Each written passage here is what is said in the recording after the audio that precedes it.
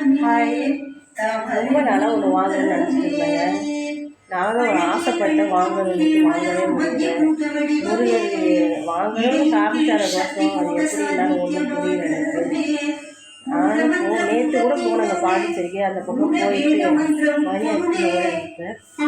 இன்னைக்கு போகிறேங்க, முக்கியமான போகிறேன். ரொம்ப நாளாக வாங்கணும்னு நினச்சிருந்தேன். அதுக்காக நான் இப்போ சாமிக்கிட்ட காலையில் பிரம்ம முகூர்த்த பூஜை பண்ணும்போது 5:5:30 வேண்டிக்கிட்டேன்.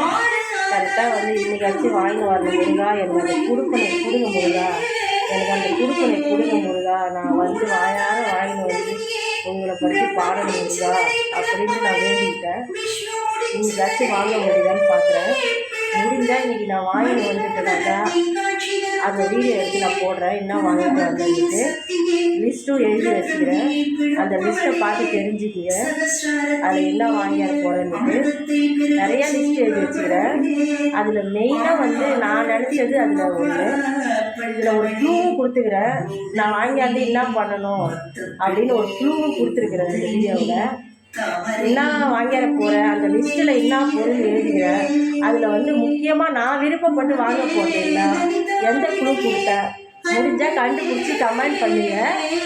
நான் வாங்கிட்டு உங்களுக்கு வீடியோ போடுறேன், எடுத்து காமிக்கிறேன். முக்கியமாக பூஜை பொருள் தான் வாங்க போகிறேன். அது கூட நான் முக்கியமாக விரும்பி வாங்குகிற பொருள்.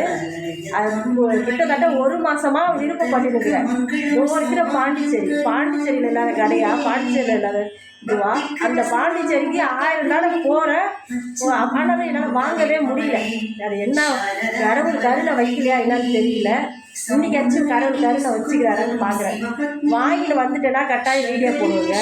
வாங்கிட்டு வரலைன்னா கடவுளை திட்டுவாங்க, முருகன் திட்டுவாங்க.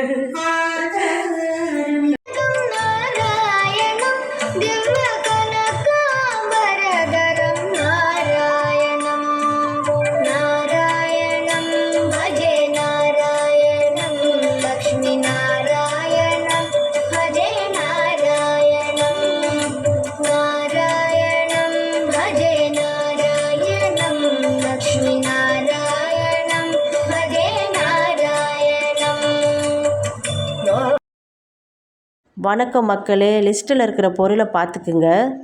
இதில் எந்த பொருள் நான் ஆசைப்பட்டு வாங்க போகிறேன்றதை கரெக்டாக சொல்லுங்கள்.